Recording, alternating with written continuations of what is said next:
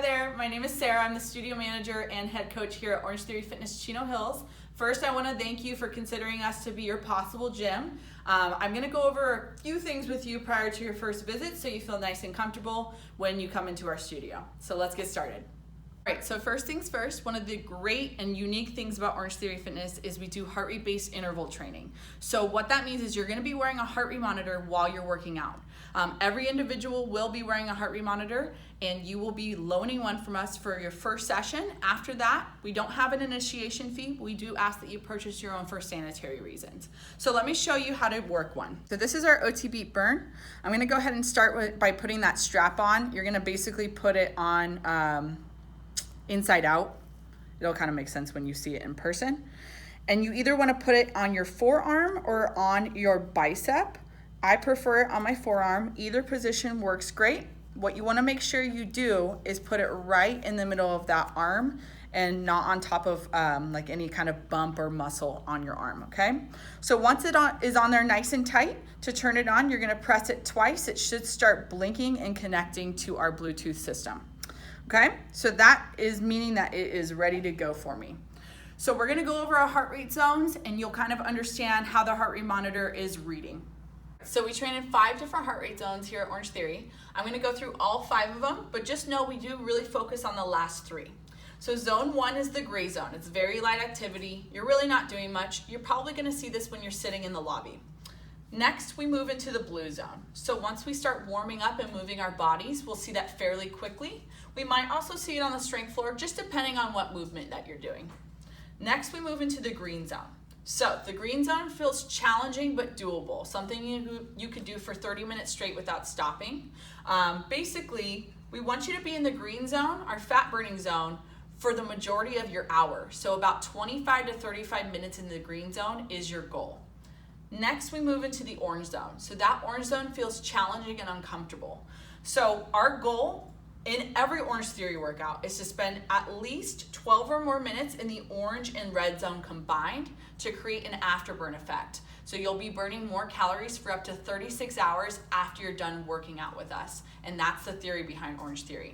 Last but not least is the red zone. So this is a very high heart rate zone. It feels very uncomfortable. We'll never coach you to get into the red zone, but if you do find yourself in the red zone, make sure you feel in control of your heart rate.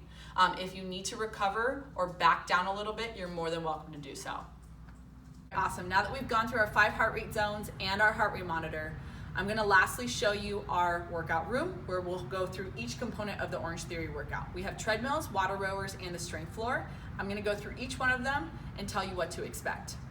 All right, so this is the Orangetheory treadmill.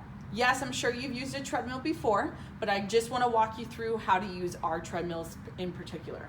So first, we have that green start button and red stop button right by your belly button. We also have the emergency stop if you need it. Speed is on your right and incline is on your left. All right, so you can control your speed by small increments by pressing the up or down button. Or let's say you want to get to 6.5 miles per hour. You would click 6.5 and you're there.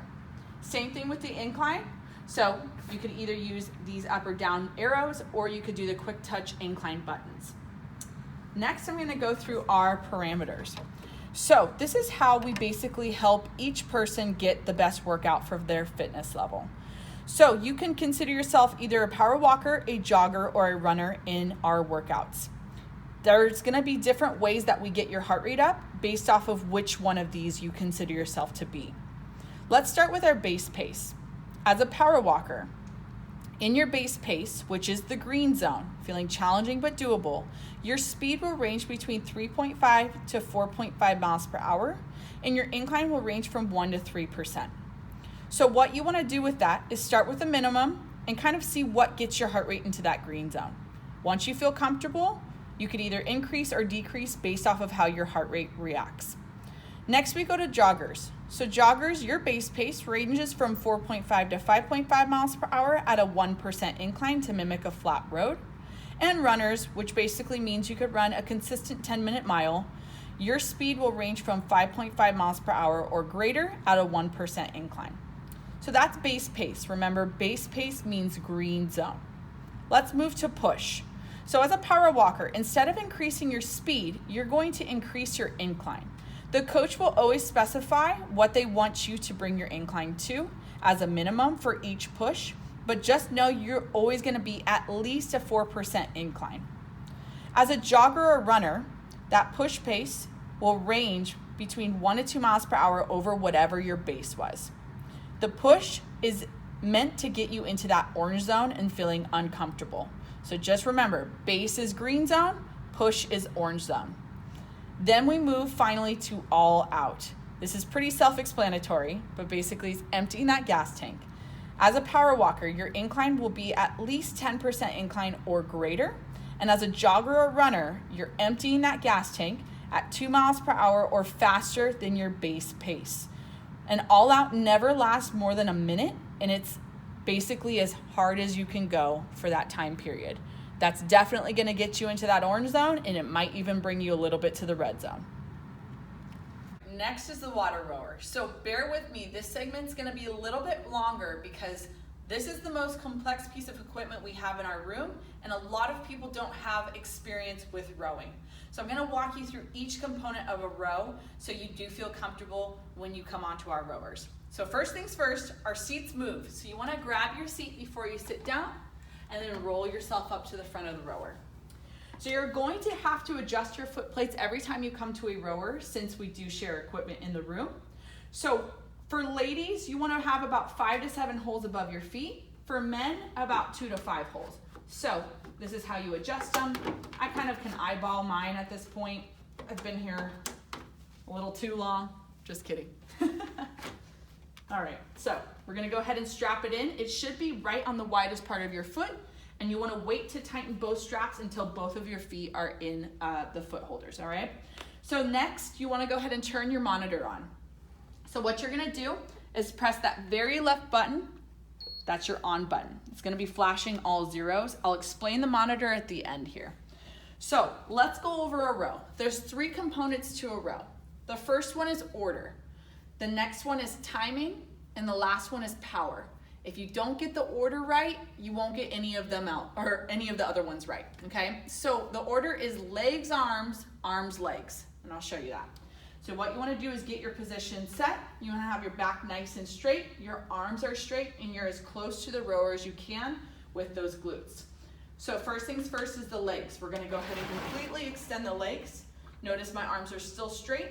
From here, I'm gonna slightly lean back and then pull my arms in right under my chest. Not going wide with the elbows, tucking those in as well. When I'm returning, arms come first until they pass the knees, and then coming back to my start position. So a little bit faster. Legs, arms, arms, legs. Legs, arms, arms, legs. All right, so we'll go with that a little bit in that order. So now we're gonna add some timing to it. So it's 1 count back, 2 counts forward. So 1, 2, 3. 1, 2, 3. So notice I'm still keeping my order. I'm just adding a little bit of tempo to it. Last is power.